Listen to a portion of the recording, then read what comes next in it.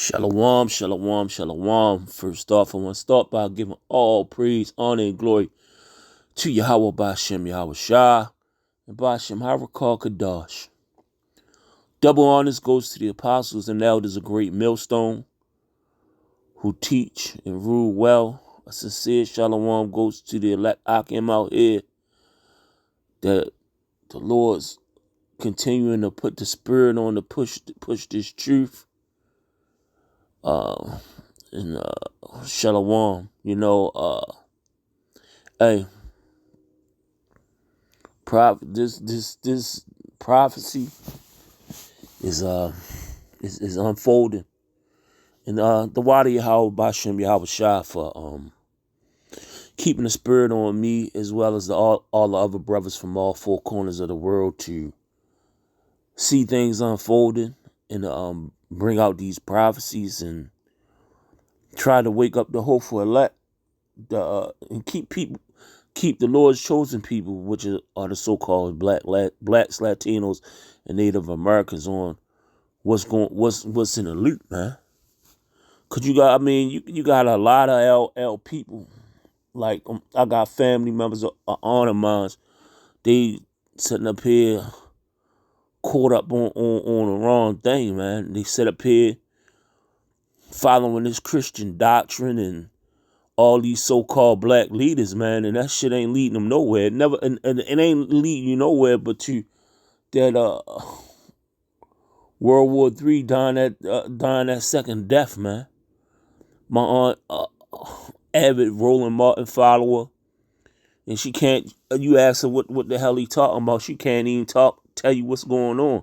She can she just gonna tell you to look at it, but not to be rambling and going all over the place. What was it? Just Thursday, I believe what they call it, state address, the State of the Union, and Babylon's king, our president, 47. He just sat up there and made a statement talking about how people just upset and mad because America's winning. And when you sit up there and ask how was America winning, I look outside. I'm looking out my window right now. I can't see how I'm winning. We in hell, but I look outside. I see a big ass mound of dirty ass snow outside from a snowstorm from maybe a couple weeks ago. A mound of dirt in a school parking lot. I see that. I don't consider that winning. I ride down the streets. I gotta duck and dodge potholes, so my vehicle tires, I won't have to pay for a patch on my tires or get a goddamn oil leak. I don't see that as winning. I sit up here, file my. we don't be counting no money up or whatever before we get it, but I file my taxes. I usually don't do this shit early or whatever. I just got off of child support 6 months ago. I got a little refund from my child support. So I'm figuring I don't owe anything. The taxes. I filed my taxes. These people talking about you will not be receiving a refund, and they gonna tell me why. What the hell? That's not good. What's so great about that? Shit. In Baltimore, the goddamn politicians stealing. They sitting up here talking about how the mayor got all these credit cards and this being stole. He buying fruit plates every day. Jake getting shot, still getting shot down in the street from the police, and I'm just trying to figure out how is that so great? Like how is America so great, man? I go to the Lord. I go to sleep. The Lord wake me up. When I go to sleep, I can breathe. I wake up. My goddamn sinuses are jacked up. Like I just don't understand how this is so great. But let's get into it. It's so great because from that state of address that 47 was talking about, led to attack with Israel on Iran, you know, and let's just pull a scripture. I already had that set up. This Psalms 55:21. It goes on to say, the words of his mouth were smoother than butter. Smoother than butter. We all know butter smooth. Only time butter ain't it's smooth because how it's whipped up to get it to a solid form. But when it get the room temperature, you can goddamn cut butter. You can cut butter with a sheet of paper. It's smooth. You put it in the pan and put it in a bowl. You can just turn it, man. His words out of his mouth were smoother than butter. He was just sitting up there talking real smooth. Yeah, they're just mad. They're just mad because we keep winning. They just keep saying, how we keep winning, how we keep winning. Smooth, man. Smoother than butter.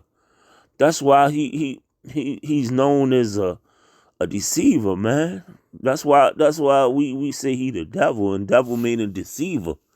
What happened to that all those tariffs he said he was going to do the tariffs, and everybody going to get $2,000 with the tariffs. He just sit up here and just keep playing in y'all face, man. What happened to the all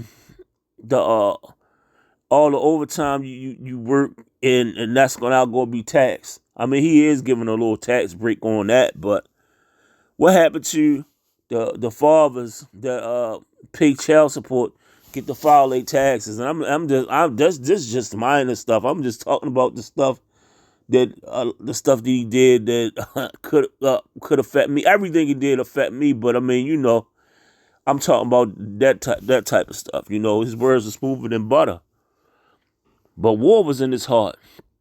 Yeah, but war was in his heart, and he sat up there and had everybody thinking everything was good and talking all this good stuff and this and this and that.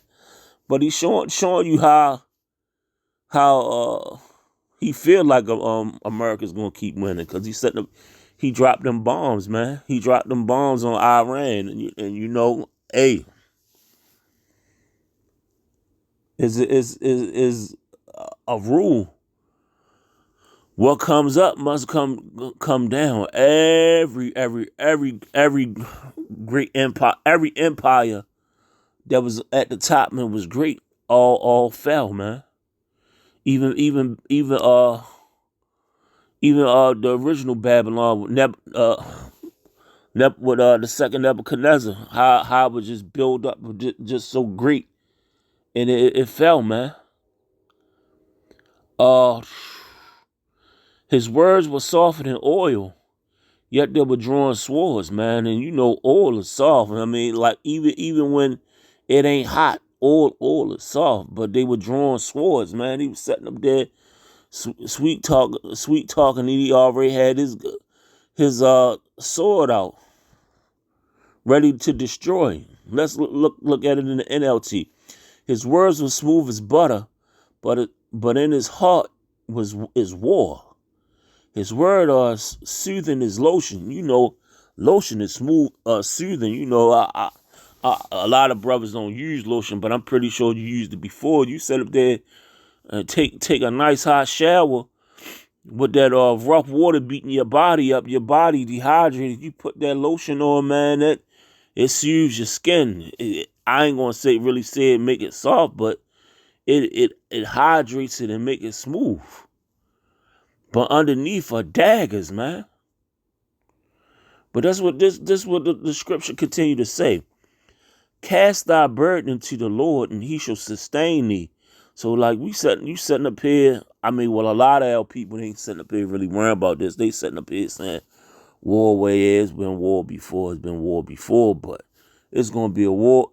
I ain't particularly saying this particular one right here, but it's gonna be a war like it ain't ever been before because we never here over in America, we never had war on our land. It's gonna come a time where it's gonna be war on our land. These people gonna getting tired of them getting bombed. I sat up there and seen a news clip yesterday when Iran was sitting up here waving their flags. They were saying death to America, man. You gathering all these other countries that's hating you. It's only a certain amount of time before we gonna be infiltrated, man.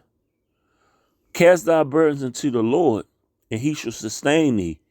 He will never suffer the righteous to be moved. And I mean, hey, you gotta put your burden on the Lord, man. And that's with praying, fasting, and trying to be the best you can be, man. The best Israelite you can be. Trying to you can't never sin, but try to be sinless, man. Knowing who the true and living God is, and his name is Yahweh, and his son is Yahweh Shah, man. And you sit up here, you put your burden on the Lord, you ain't gonna be moved. You gonna have that faith, man. When all hell breaks loose, when Jacob trouble come, ultimately that MOTB, when you ain't gonna be able to buy, sell, or trade unless you got that mark, man. You want those of you who got the mark, you done for. But if you choose not to get that mark and put your life on the line and you believe in it, man, the Lord gonna have you faded, man. All through the scriptures, we see when you got faith, man, things could be done. Look, we can just start back from with Moses. When Moses thought he was a goddamn Egyptian. Then he found out he was a Hebrew, and the Lord started dealing with him. He gave all those riches, his throne. Well, not his throne, but he was going to be a pharaoh. He gave all that stuff. He gave that stuff up, man. He gave it up, and he believed in Yahweh. And also, the Lord put the spirit on him to deliver his people. If he ain't had the spirit to do that, it would have never happened. I mean, it ain't happened when he thought it was gonna happen. It was trial and error. Many circumstances it didn't work out like that, but he still kept the faith. Even when the Lord gave him the spirit to split the Red Sea, man. You gotta have faith and continue to have faith. Just because something happened, you pray to the Lord and you believe in the Lord and it don't happen at one particular time, you gotta still keep the faith, man. Yeah, because man, hey, this shit ain't gonna get better. Contrary to what they believe, this shit ain't gonna get better. It's going like the scripture say, I believe is in book of Proverbs. It say it's the season for everything, man. And in America, America was on top, but it's going to be a season when they ain't going to be be on the top. They're going to be on the bottom. And also, there's a twofold scripture that say better is the ending of a thing than the beginning of a thing, because here in America, it got built up on a whole lot of bloodshed and things with bloodshed, rape, robbery, and murder, and off the back of the Israelites. And we don't got a goddamn thing here. We don't own anything. We don't want nothing here, because we want the incorruptible riches, not the corruptible riches, man. You sitting up here trying to build up stuff here, have housing, generational wealth. That shit ain't gonna work. It ain't gonna profit you nothing in the kingdom, man. And it's better. It absolutely is absolutely better to have be known to somebody in the kingdom than to be known to somebody in this queendom, man. I was holding another scripture. I believe it was in Revelation 18 chapter. I was going to read a couple verses going in on still going in on the king of Babylon. I didn't get to bring out, but this is Revelation 18:1. And after these things, I saw another angel come down from heaven, having great power, and the earth was lightened with his glory. And he cried mightily with a strong voice, saying, Babylon the Great has fallen. It's fallen and has become a habitation of devils, and holding every foul spirit in a cage, and every unclean, hateful bird, man. That's right now, man. Babylon the Great. Babylon the Great is falling, man. Is a habitation of devils. Is ain't nothing but a whole bunch of devils and deceivers living here, man. And it is more foul spirits than good here, man. And it is very unclean, man. For all nations have drunken the wine and the wrath of her fornication, and the kings of the earth have committed fornication with her. All the way around, man. Everybody drunk off the Babylon juice. That's why all these other people come from these other countries, because these other countries, they hold them to a high regard. They can come over here and do what you like. They on the digital underground. They want to come over here and do what they like. They want to be an alphabet. They want to get their rod cut off and get a vagina. They want to set up here and have sex with trees and it be all right. This the land of anything go. They want to come to Sin City, gamble, have sex like that, man. If you ever been to Vegas, you go to Vegas.